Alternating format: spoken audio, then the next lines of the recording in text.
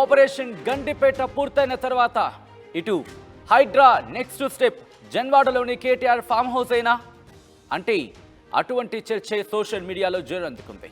KTR farm house కూల్చివేస్తారంటూ social మీడియాలో ప్రచారం జరుగుతోంది. జన్వాడలోని కేటీఆర్ ఫామ్ హౌస్ పై హైడ్రా ఫోకస్ చేసినట్టుగా ప్రచారం జరుగుతోంది.